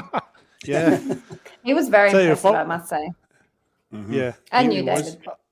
Thanks very much. Johnny, for you? That's on ground. No one's mentioned you, and you did score 5. Well, yeah, Johnny. as a friend of mine, or a friend of ours, mentioned, none of them were legitimate goals. So Did they hit the back of the net? The first Actually, one was. give someone them. goes, I was to say, someone said did- to me, he did- goes, "Should I tell you how many goals you shouldn't have scored today?" I'm like, "Mate, it's a charity match." But anyway, no, it was, Do you know what? You're casting dispersions on the integrity of the referee, Gary Mooney, by saying that none of the goals are legitimate. Gary Mooney's he's a very highly regarded referee in our local competition. If he gives a goal, the goal is legitimate. No argument there. Yeah. And if there's not an Exactly. offside, there's not an offside, apparently. Correct. I love last seeing one. Before we Gary. move on, while we mentioned Gary, I just want to say, hats off to Gary for being a part of that as well. We had a little bit of a chat. I won't go into it, but before the game, it was very heartwarming. So we had a big hug. If you see that photo, I'm actually glad that photo got captured. But he was very honoured to be a part of it, and it was very close to his heart to be there. So to have him in the middle, he lived up to what the occasion was. So it was I was very honoured to have him a part of it, and he was a lot of fun. He copped a lot of abuse on the park from friendly fire, but he took it well. Last one before we finish this conversation, which I'm sure we could talk about for hours and hours. Your favourite player to have played with in the afternoon, and I guess Nicole, for you, your favourite player that you got to witness watch. For me, I really enjoyed playing with Fabian Barbiero. I also enjoyed telling him to do better anytime I missed an opportunity. And I think there is definitely a clip after it where I'm literally going, Fabian, a bit more. Yeah, come on. So that was probably, I enjoyed playing with Fabian a lot. Yeah, I know. Someone. I don't know. Look, to be honest, I've mentioned a lot of players, but I just think there isn't one player for me that I thought it was, to me, the whole day was brilliant. The fact that I got to share the pitch with players have played with, share the pitch with players that I could only ever dream of playing against or with, as a younger version of myself. I mean, I'm a lot older than some of those players, so. But it was just, the whole day. And to be honest, actually, I think having Sevi and Ali in the lineup was a master show. They fitted in so well. They played. It was brilliant having them there. I actually thoroughly enjoyed being able to watch Ali play the middle of the park and boss Issa around and go, Issa, get the ball there. And I thought that was brilliant. Like it was fantastic. But no, there is no one player. Both sides for me, it was just an absolute honour. I will jump on the back of that with the girls. It's always good seeing the girlies out there. Both ex-Westies players as well. So I've known them for probably 10 years. Used to play Sassy with Savannah back in the day. And also Simon Cadder is a joy to watch. He just his banter and he gives a lot of crap to everybody, but also still keeps the ball and passes it exceptionally well. And Kruska as well, because he's a Westies boy, It's most known Just for the West about. Adelaide four appearances. Just about. David, anything you're going to piggyback that answer? I wouldn't sort of pick out any individuals. I think it was an overall team performance. I did appreciate. I didn't know a lot of the people in my team. I knew a couple of them to say hello to, but I didn't know any of them very well. So I I guess I had a bit of a connection with Martin Hidalgo. I don't think he knew anyone either. Lucas Ronaldo I already knew, so I sort of latched onto him for a little bit. He probably thought I was being a bit of a pest, but I needed that connection. But, everyone in the team was open and welcoming. And on the other team, Ian Fife stood out for me. He had a bit of a chat, had his arm around me in the team photo, which I thought was quite nice as well. Sort of just... I'd never met the guy before, never spoken to him, and there he is with his arm around me in the team photo. And it was just look, no individuals. It was just a wonderful sort of afternoon of everybody-ness. Same. Sorry, just about Martin Hidalgo. He's such a sweet human. Yeah. So it just clicked the night before when I was doing my notes. Seb was helping me. You did notes for that? Yes. Have you not phone seen for my an hour and a notes? half. Oh, I should have brought him. We were on the phone We for were an on hour the and a phone. half, Yeah, going yeah. through all the players and just getting at least one tidbit about everybody. Is Martin And I'm like, Hidalgo, he Seb. doesn't live here though, does he? Does he live in Adelaide? Yeah. He's Yeah. TD at Modbury Vista, I think. Yeah, technical director, I believe. Yeah. He's friends with Costa though, and he did come out to one or two of our WMPL trainings, and just like it was pure vibes. So those warm-up games before, and he was there, just like he was making everyone like we're all in stitches by the end of it, and he like took a lot of that. So yeah, he's got a really like infectious sort of energy. Character, Yeah. And he's like, I think he saw me after the game and he's like, any tips for me, Tilly? Like, how do I improve? I said, not one bit of advice. You were perfect. And he was laughing. So yeah, he didn't give me that feedback. Yeah, he was good value. I think he probably didn't know as many people. I think he and I probably were the two in there that didn't really know a lot of people. So we kind of, I got a good vibe from him. And but no individuals. Everyone was really nice and yeah, it was good. It was just a good value, wholehearted everyone this afternoon. Yeah. Making up more words, it seems.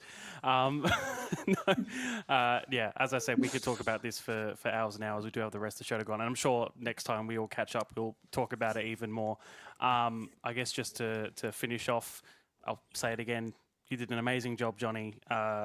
You did Ross proud. It was a great day for everybody. I can't imagine how it was for yourself to have gone through all the effort of doing it and not only, of course, reaching the target, but doubling it and then some, bringing everybody together. So many amazing things happened that day. You should be proud of yourself. We're very proud. And thanks for coming on and chatting about it tonight. And like I said, I'm sure this is something we'll talk about almost every time we're together now. And I'm sure it will be brought up against us anytime we're in commentary and have something to say about any other players. Sure. Thank you. Harder than it looks, hey boys. Thank you for having me on, and thank you for being a part of it, all of you, all four of you, and everyone that was involved. It meant a lot to me on the day. I know you do. You're all there for it, so you know how much it meant. So I won't go into it again, but absolute honour. That day was a blur to me as well. So I do apologise to anyone that I was maybe look past you when I walk past you, but I don't even remember half of my cousins or family being there. So yeah, it was an incredible day, overwhelming, and I would have thought it was a dream until I woke up the morning in pain. So then I remembered it was real, because it was real pain I was feeling. So, but yeah, beautiful day, and every single person on that park, on the bench, and in the commentary box, meant a lot to me to be there on that day. So thank you all. Thank you very much. Well done, you Johnny. and me both on the Thank you, pain Johnny. angle, definitely. But thank you, thank you for coming on. Enjoy your week off. Enjoy the sleep. Enjoy the rest. I will. Well done again. Cheers to that. Thanks for coming on, Johnny. Very Thanks, much. guys. Enjoy the rest of the show. Yeah, mate. What a good chat. Great fun. Great fun. All right, on to the rest of it. There was no State League 2 this weekend due to the long weekend, and no WMPL League action, of course, due to the Cup. We'll go that in a few minutes. Starting off on the WSL round 12 of that, Elizabeth Grove defeating the Cove 2-0. Jaguars 2-0 over South Adelaide. and Modbury Jets defeated 4-1 by Sturt Lions, and of course that Western Strikers and Adelaide City game postponed due to pitch quality. I suppose for this, I'll go to Tilly for you on this. We've seen Sturt and Adelaide City sort of competing at the top of that, but of course your West Adelaide played against Sturt Lions in the Cup. It was a 6-3, and I'm pretty sure, at least up until now, it's the most goals you've conceded in a match this season, I'm fairly certain. I suppose at the level they're at now, how do you see them? Even like, say, you were to put them right now in the WNPL, are they competing, I guess, is the question from what you saw of that one game? Because of course it's not an easy effort to score 3 against you guys, as we've very clearly seen. Yeah, that night they definitely came to play. They were, respectable. They were all on fire. Some of their finishing was just ridiculous. I remember at some point, I think it was our third goal, just like went straight over Erin. The fact, like you said, we have been working hard not to concede a lot of goals, and they got 3 against us pretty quickly. And I reckon they could well and truly, if they, obviously kept it up and worked at it, they could absolutely find themselves back in the top tier. Yeah, absolutely. 2 opportunities through the possible first spot, and also that second promotion playoff as well, possibly to come. And of course, that, as I said, that Adelaide City and Western Strikers game was postponed. Yes, Mark? I was just going to say, I think we said this last year, but I think this year could be the year where that battle between the promotion team, the playoff game, could actually favour the WSL side, with the form that both Adelaide City and Sturt are in at the moment, both sitting obviously 1 and 2 at the moment, and Sturt obviously only in front on 3 points because they played an extra game. This could be the year where we see a promotion playoff go the other way instead of sticking with the WNPL. But it seems that I think we said it last year, but I think this year could be very well that year. Yeah, absolutely. Will be interesting to see, of course. So they still have to play each other one more time, which at the moment with the points tally, it does seem like it will be the decider wherever that match is to go. Yes, David. Quick question on opinion. Do you think now that Adelaide City have played 1 game less, there is more pressure on them? Yes, because they don't have the points on the board. Yeah. If you've got I always say this. I always say you got the points on the board, you're in a better position. Yeah.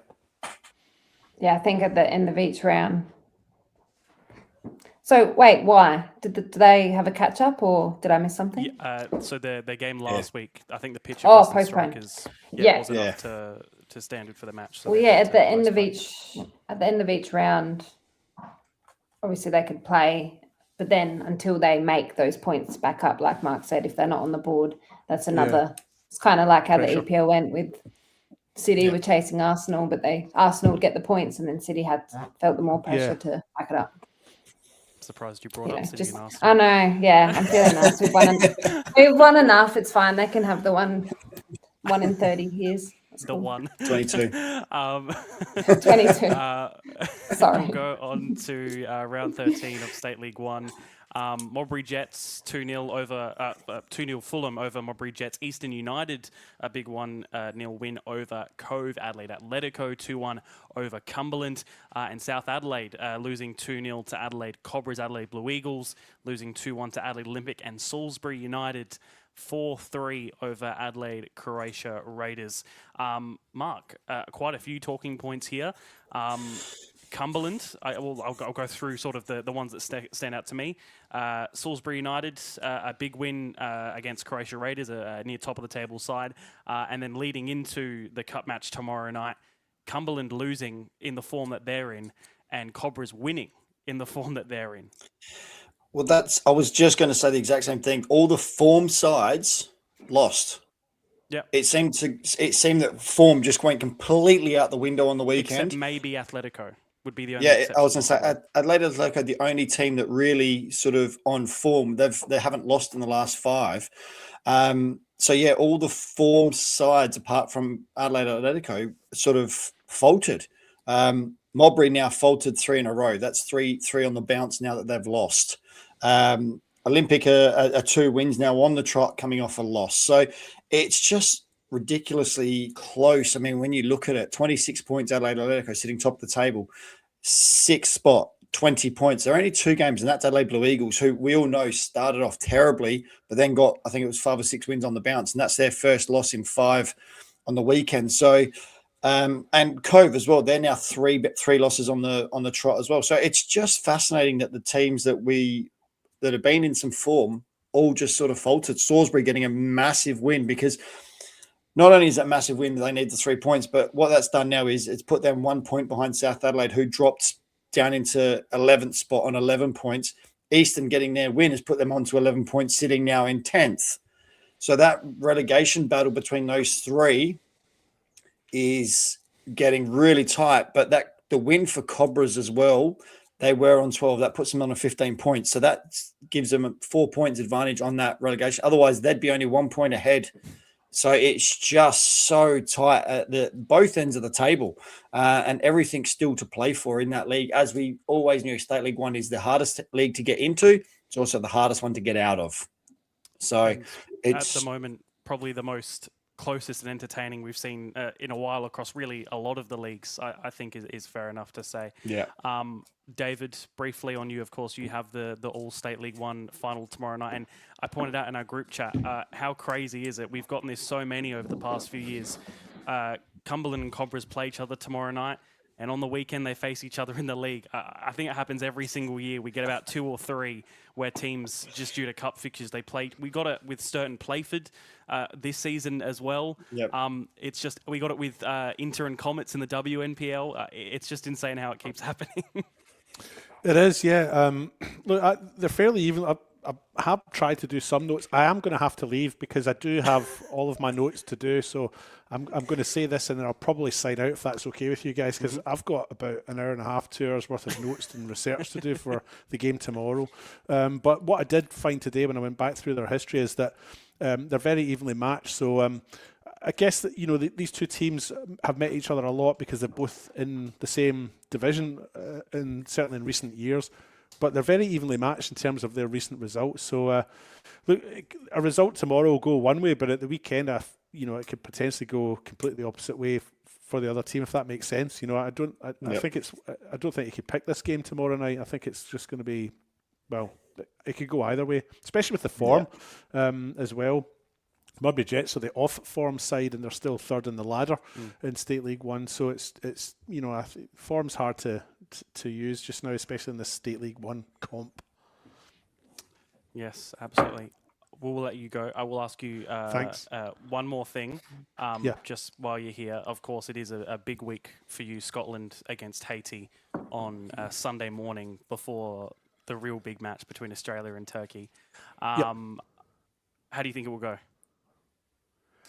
I think, I've kind of said all along, I think Scotland will beat Haiti. Is that what you mean? I think we'll beat Haiti, but I think we'll get our bums felt by Morocco and our bums felt by Brazil. I think both of them will give us a wee... I think we'll get our bums felt by both of those. Well, I think it's going to... Yeah. And I think... your face, too, is brilliant. Call me off guard. Oh, I'm listening. So... so I think it'll be. I think we'll enjoy Sunday morning, but I think it'll be all over then. But I think that's going to be the same for Australia. I think you underestimate Turkey and the United States a little bit, especially you, Seb. You've got Australia to finish top of the group. I don't think it's going to happen, mate. But I think I'm delusional more than anything. It's not that it's more hope and delusion. It's the hope that kills you, though. I keep telling you that. Yes. Hey, I'm an Arsenal supporter. It is the hope that kills you. Yeah.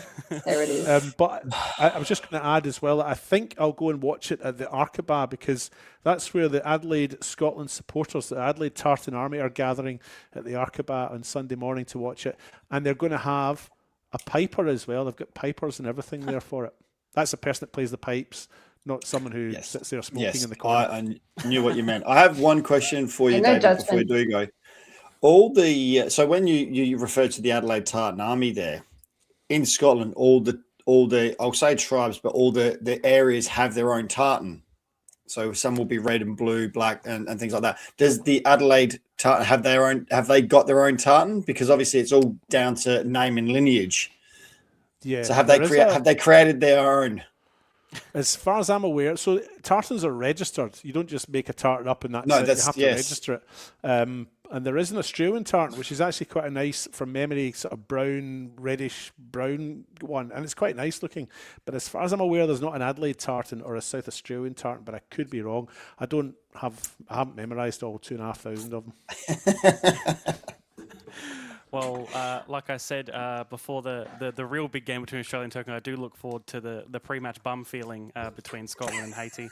Well, yes, no. We'll beat Haiti. No, it's Morocco and Brazil. Oh, That'll give yeah, us sorry. We'll feel our bums. The ongoing bum feeling as the tournament progresses. Yes, sorry. I didn't mean to offend you. But yes, good luck for tomorrow night. Yes. Enjoy it. Have You're a with great call. Simon and Johnny. Well, I've only been told Simon, but Johnny might be there as well. But yeah, Johnny's crashing the party.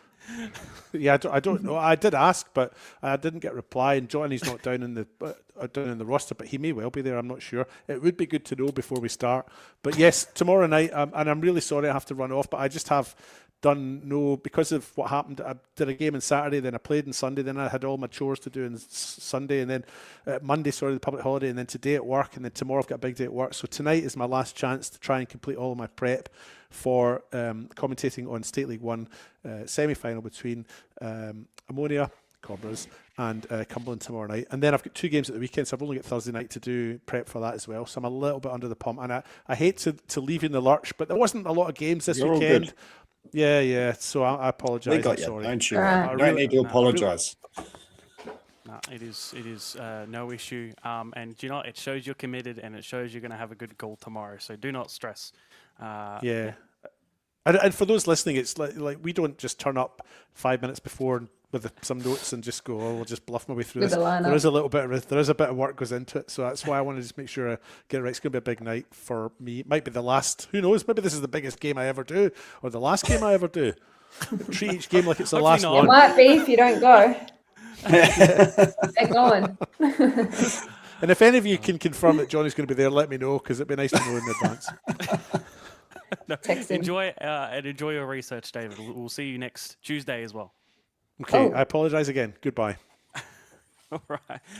We'll go on to what was next? And then there were 3. Yes. Surely it's the cup. Yes, I was going to say it was the WMPL WSL Cup up at the Summit. Did it even happen, Seb? Jeez. I don't know. It's not a real place to me up there. Aubrey Vista, of course, losing 8-1 Still on my to way West back from Adelaide. Mount And then Adelaide Comets and West Torrens Burkalla drawing 1-1. Burkalla going through 6-5 on penalties, so it will be a Burkalla West Adelaide final. I guess I don't know if we have anybody qualified enough to talk on the West Adelaide Vista game. So Mark, I'll go to you on the Comets and Burkalla game. On penalties, one of their new signings scored early on, and Comets replied back. But on penalties, Mark.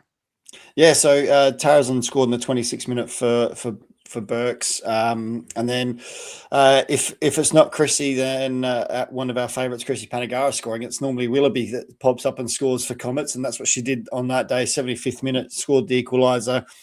Did go to penalties in the end, and I did see. I think there was some footage of that last penalty floating around. I don't know if you've got it, Seb, but I did see something about it. So, but Burkalla just continuing their season. I think they've probably flown under the radar for many teams this year. New coach and things like that, but they've really sort of stepped up this year. They're doing really well now. They're playing up in a final against West Adelaide, which for them, if you said to them at the start of the season, you'd be sitting second or third on the table at this stage of the season, and in the cup final. I think Mitch would have certainly gone, yeah, that we'll take that any day of the week. So Mitch has really done a good job with them there. They're playing really good affair actually in that cup final. Yeah, absolutely. And I will just touch on a strange, I guess, anomaly we spotted that Comets only had 3 players on the bench. They only brought on 2. And if 3 on the anybody from bench. comments is able to confirm Yes. as to why. So the only reason I guess I could find was that they had the reserves playing on the back pitch at the exact same time. I'm not too sure as to how or why that was the case. But if anyone from comments is able to sort of give us an explanation to that, would be Let us very know. much appreciated. Yeah, just to sort of get the backstory, because again, just a very strange thing again for a team like Comets, who it's not like they're short on players whatsoever. So I do wonder if it was again that simultaneous fixturing that perhaps didn't help them in that case. I'm not sure, but if anyone's able to confirm that, would be greatly appreciated. I reckon that covers the cup semi-finals pretty wholly. I think I don't think there's anything else to know. West Adelaide, you won 8-1. Yeah, talk about. You didn't score actually. I can give you that. You didn't score. What? Did you not? Yes. How many did you score? Yes, I scored. Oh, Thank you. I apologise then. Sorry. I only score in the apologise. cup rounds, don't you know? I haven't scored in the league for like a month. How was it? Up at the bar. It was good. Look, initially I was reluctant to make the trek. And if you just have to go on Nina's Instagram for the funniest translations you've ever. Should have got you together, Seb. It was so Nina posts every week. She has a story and she shares it, and she has obviously in Japanese the characters. I don't know what she's saying. So you click the translate, which is like crappy, sort of not really does it properly. But it was like looking forward to this week again. Not sure why it's so far away, but I will try my best. And I'm just like, we're all thinking that, Nina, it's fine. But no, the reason I was reluctant is because the only experience I'd had on that pitch was a grand final loss, where Salisbury Inter in 2021 were in front for 3 or 4 minutes in the game, and it was from the 87th minute onwards, and they did win. So that was fantastic. But I'm over it, obviously. Yeah, clearly. But then, it got announced it was at Mount Barker, and a little bit, not really traditional to play up there. But, obviously we get in the car and we drive up there. And Vista, despite the scoreline in the end, respectable team. It was 2-1 at half time. They got a penalty against us, so it was 1-1 for a little bit. But the second half has been sort of Westie's jam the last couple of weeks. I don't know why. I've scored 6 this week and 5 in the second half last week against Metro. So it was awesome to get through, and just one more to go. So we're pumped. Yep, as you should be. And of course, you guys against Burkalla in a few weeks' time. One to look forward to. Mark, to finish off on you. I have a question for you. Which goal did you score, Tills? Was it the first, second, third, fourth, fifth, sixth, or seventh? Because it wasn't the eighth, because you'd already been taken off by that stage. I was already dragged. Yeah, I got dragged. You got dragged, yeah. I thought that was in preparation for the next day. I thought Costa had gone, you know what, we need to save Tills for Sunday, but that wasn't the case. That, in hindsight, would have made sense. I never asked Costa, by the way. I don't know if he would have let me, but I just, But good point. I should have rested for it, because I don't think anyone was getting injured in that game apart from Johnny and Calves. But I think I would have been fine. Hopefully. Yeah, you would have been fine in that instance. The reason I asked that is because I've jumped onto the team sheet on Dribble for the game, and your name doesn't feature as a goal scorer. Yeah, someone has 2. So and they only got 1. So Victoria got 1, Nina Yamada then in the 45th, and then Madeline Wright decided that she was going to turn up and play from 52 to 63 minutes and score a hat trick in that time. And then Emma Ryan scored in the 63rd, and then Ellie Sparrow in the 67th, and then Piper Cosgrove just decided to pop up at 75th and put one away. So obviously it was Maddie Wright didn't score a hat trick. Maddie Wright, the dirty little rascal, stole it from me. You got to watch it. It's the quiet ones you got to watch. I think you can forgive me then for not knowing you scored. Number 6. Yes, I did see that, and I thought, you know what? That's just typical that it happens to me. It's like my rings in the burning fire. So hey, sorry, I won't bring that up. Just quickly. Did anyone hear about this Australia Post truck fire that happened a couple of weeks ago? No. Oh, I've been waiting for a package for a couple of months from overseas, and they're like, due to a truck fire, your package will not be delivered. Oh, that's brilliant. This stuff just happens to me. So again, the fact that Maddie stole my goal, I'm used to this stuff. It's fine. Your stuff burns in a truck fire too. It's going to be my new motto. We'll go on finally to the men's NPL for round 13. Adelaide City having a 4-1 win over Sturt Lions. Burkalla just beating Croydon 1-0. Playford and Adelaide Comets playing out a 2-2 draw. Campbelltown 3-0 over Para Hills Knights. FK Beergrad defeated 2-1 by Metro Stars. And West Adelaide, after going down 1-0 to Adelaide United, ended up defeating them 3-1 at Kilburn on Sunday night. Mark, what do you want to talk about? Well, I'll start with West Adelaide United game. David and I actually went to this game after we ran around in the charity match. We decided to go over there and it's the first game I've actually seen at West Adelaide's pitched at Kilburn. So it's almost been a Kilburn since I'd finished that I'd actually gone to watch. So that worked out quite nicely, as Kilburn is a measure of time now, not an actual place. And I did work that out from when it was first started building to when it was finished and able to be used. I think it was just under 10 years, but I do need to find that specific date. However, went along to the Kilburn venue. Very nice venue, by the way. First time I've been there with it actually open. I have been there many years ago with Sturt as they were training on it. So very nice venue, but the game itself, very fiery in moments. Both teams certainly putting puffing their chests out and sort of trying to make Jaden Benjamin work, to be honest, as the referee. So I did get a bit fiery at times, but Adelaide United took the early lead 1-0 after 9 minutes through a Taladera goal. And then West Adelaide sort of pretty much had most of the running in their favour after that. Strezda scored and Ivanic scored a brace. Ivanic and Stam, their connection again this week was on song like they were a couple of weeks ago. Very good interplay between the two of them. And West Adelaide come away with effectively a comfortable win in the end. Adelaide United lacking a lot of players because of their mandatory break. So Taladera is probably really the only player there that's got any experience. And the funny thing was, I even said to David during the game was that you could tell the difference between Taladera, who's got that A-League experience and trained with the A-League squad, to the rest of them that probably just lacked a little bit there.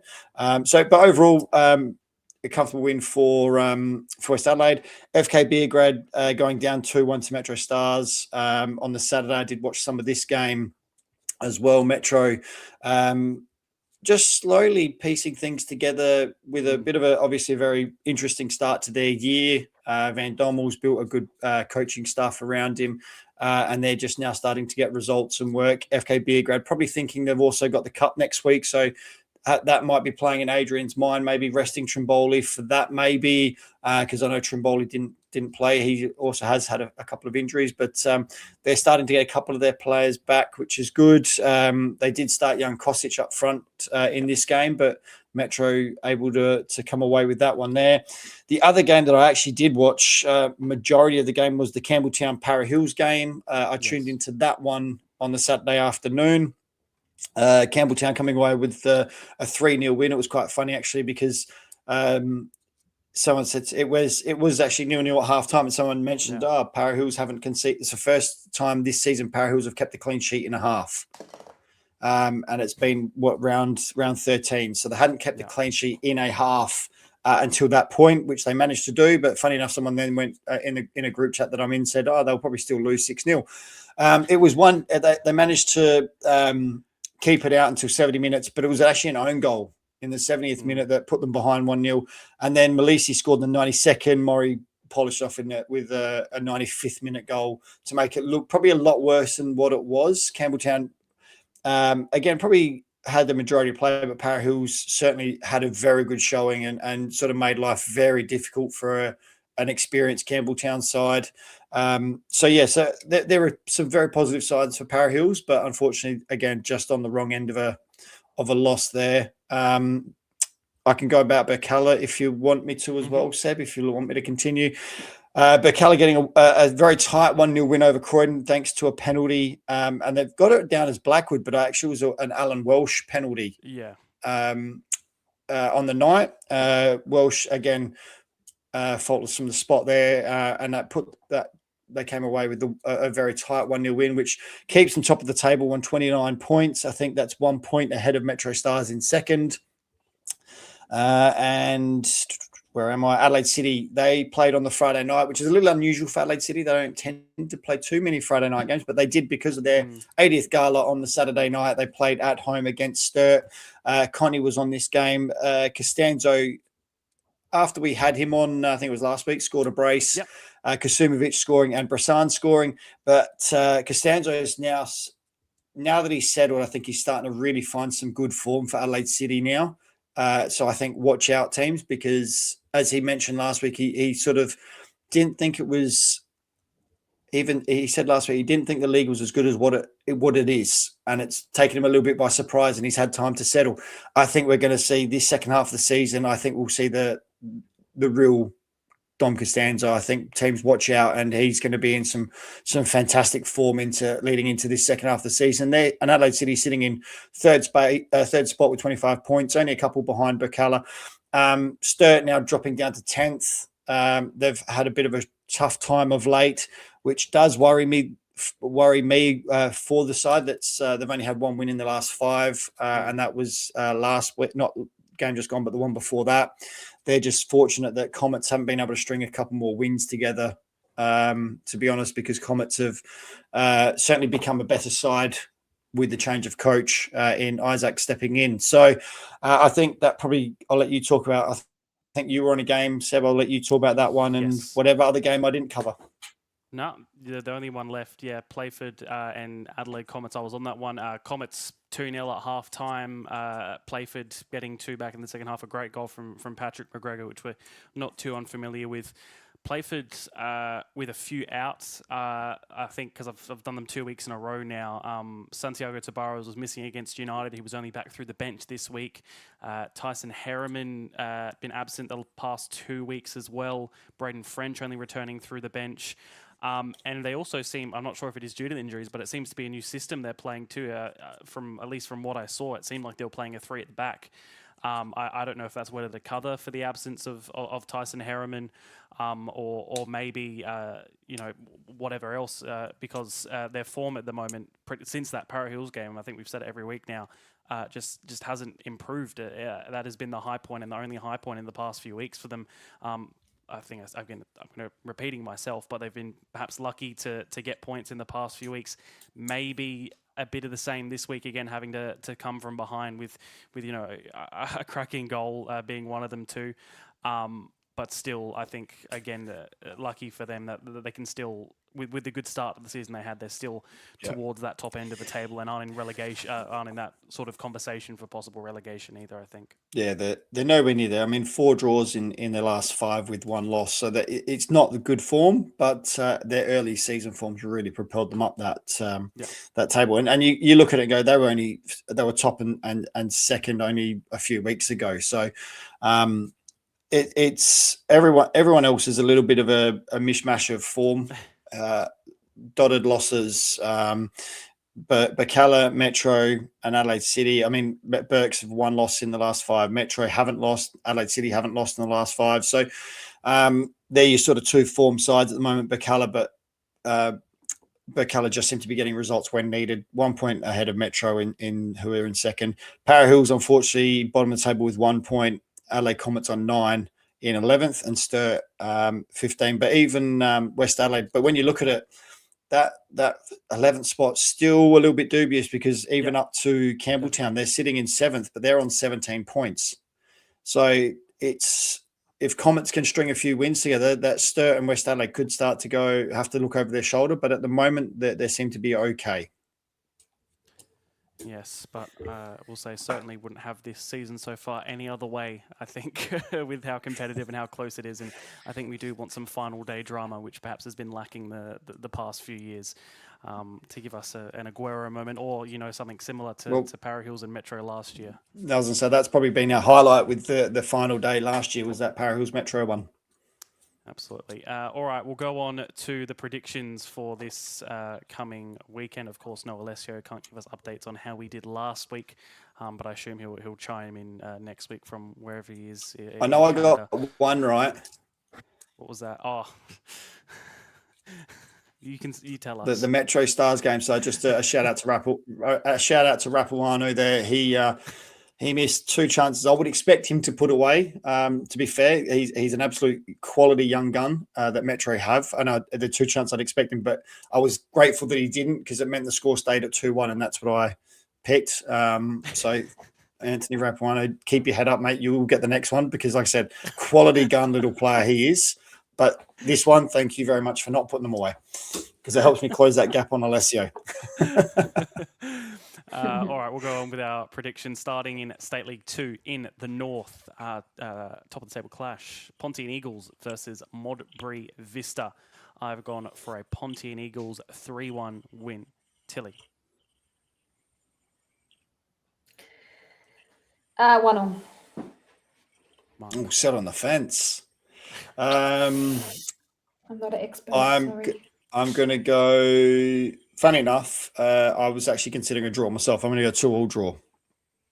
I like that you say you're not an expert and yet you're on this with us. We're not much better. No. Alessio's not coming back. Don't tell him. I'm settling in. Quite comfy here, actually. In the south, Seaford Rangers versus Vipers. I'm going to go for a Vipers win with the score being 2-3-1. 2-3-1. Interesting 3-1. score there. 3-1. Wow. 3-1 to Vipers. Okay. I need to get the ladder up. Going in blind here. You got vibes. Vipers and who? Seaford Seaford. Rangers. So a snake Seaford. versus a horse, I think. Where is it played? At Seaford. Seaford. Oh, Seaford will win for sure. 2-0. Okay. Mark? 2-1 Seaford. Okay. You agree with the so-called expert then. Someone's WSL. copying me. Elizabeth Grove versus Adelaide Jaguars. I'm going to go for a 2-2 draw. Oh, really? Yeah. Good work. Thank you. I don't know what I've done, but thank you. 2-1 Jaguars. Okay. Just because they have a cool name. 3-1 Jaguars. In the State League 1, Fulham United versus Adelaide Atletico at West Beach. The very fun West Beach. I'm sure we've all enjoyed. What a good game this would attending and even be to watch. playing at in the past. I'm going to go for Atletico, I'm going to go 2-1. I'm going to go 4-3 Atletico. Okay. Mark? 3-2 Atletico. Okay. And my friend Fusco to score again. WNPL, Campbelltown City versus West Torrens Burkalla at Campbelltown City. I'm going to go... I'm leaning towards a draw, maybe. Burkalla 3-2.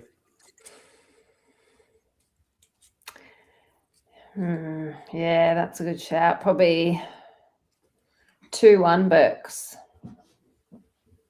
I'm going to go a 1-1 draw, I think. Men's NPL, Croydon versus Playford. Two teams perhaps struggling for consistently good form at Croydon. 1-1. Sorry. I'm going to go for Playford 1-0. I'm going Croydon 2-1.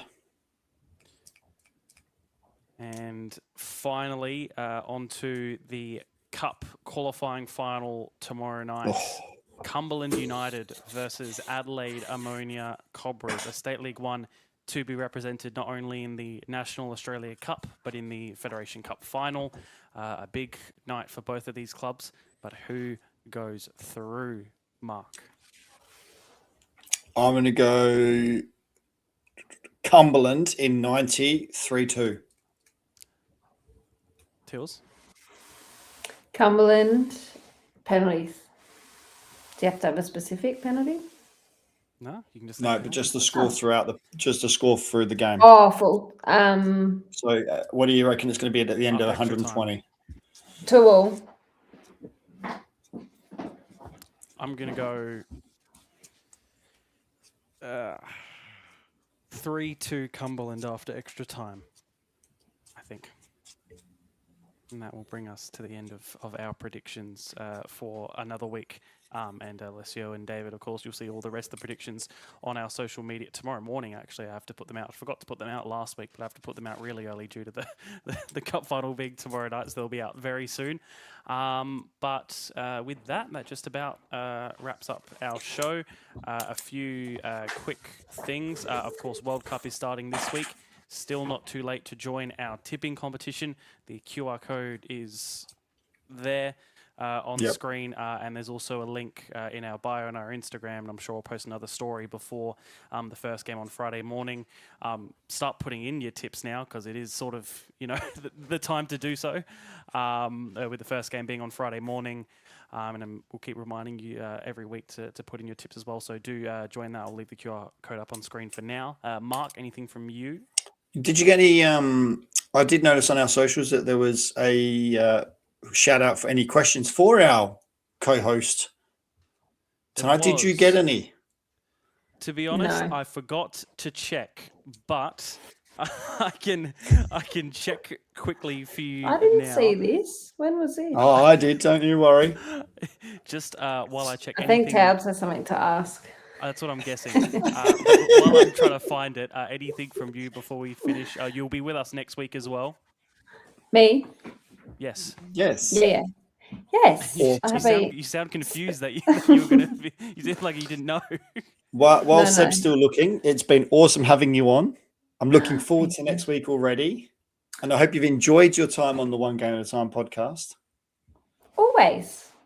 Awesome. Seb doesn't have to ask me twice to come on here. Like I said, I am actively trying to take over from Alessio. So, That's fun. guys, if working you at it. prefer... It will start a poll at the end of the 2 weeks and just say He's who gone. do you want to stay. We can see where his priorities are. He's off to Canada. He doesn't care. I like the poll idea, Seb. I did find the questions, and there was 2 questions, both along the same lines. Basically asking you, Tills, how much FOMO did you have? And it does say, are you upset at Costa for you not playing? But as you said, you didn't actually ask him, so it's all your fault that you didn't play, and it's all your own FOMO. Yes, lots of FOMO. Cannot blame Costa, although I'm looking for someone to blame, and it may be myself. So that's a bit sad. No, I had as much fun as it was, and I've already mentioned this commentating the game. It was, I did want to be out there, but hopefully it can be a annual thing, or at least another time, or we can set up something similar.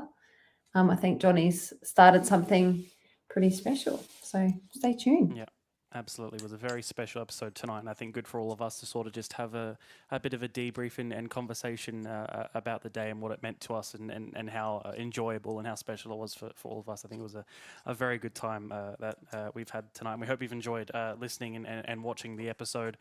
We're all around on the weekend. I've got 3 games this weekend. I'm at Comets in West Adelaide for both of those 2 games on the Friday night in the city, and then I'm at Football SA and Morbury Vista on Saturday midday-ish, 1 p.m, something like that. So busy, and then I'm also on the Cup game next Wednesday with you, Mark, of course. Yes. Where are you anywhere other than the Cup game, Mark? No, I was supposed to be on the Croydon game actually, but I am unable to do that on Saturday because my lad has basketball and my lad comes first. So he's got his basketball game at like 4:00. So there's no way I'm going to be able to get from Croydon for a 2:30 kickoff to get him to 2:30. Yes, to get him to basketball for 4:00 at Morpeth Vale. So not going to happen. So I've pulled the pin on that one. I did tell Jaden. So whether he's changed the roster, I do not know at this stage. Sounds like a him problem now.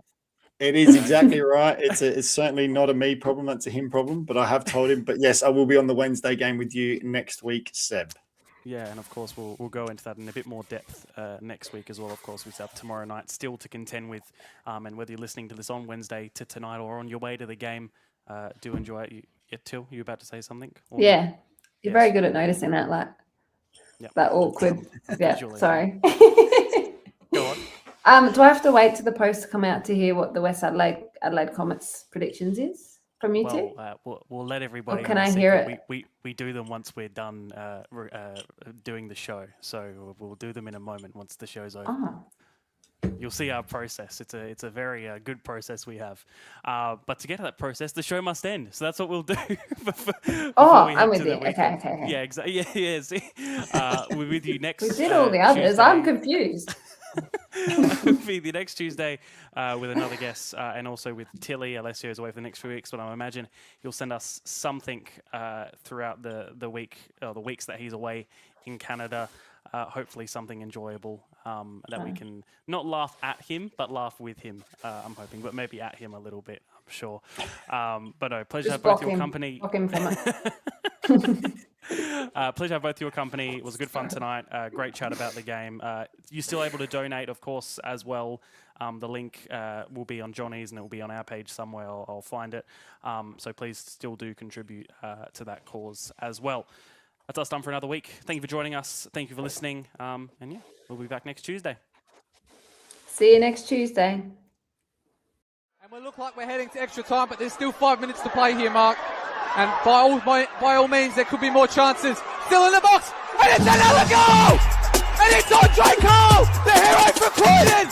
We thought it was over, but it's not over, and Croydon look like they're going to go all the way to the win! We can't say that now. Here goes Yuki Sasaki into the area. Penagaris, Chrissy Penagaris! Adelaide Comets have taken the lead. Falcon there, but it leaves Owen Windsor! And a third for Metro Stars. Here's Emma Ryan. She's not one of them because she's from Darwin. The shot from DeCola! Lily DeCola scores in the cup final again and wins it for West Adelaide. As the ball cuts back here to Odenwalder. And James Odenwalder scores. He makes it 2-0 for West Adelaide on the day. I bet he was going to be Travella if he puts one in. He goes himself instead. And it's still Soy Sakani! It's unbelievable, David, as well. And that one is definitely going to be credited to him. Will have to be chased down by Rapuano. Phil put in a cross of his own. Hobbs wasn't able to capture it. It's in! It's not the one that seals out the Atletico promotion. I got the skills to make the girls sing, and the geezers too. Yeah, we're doing this thing.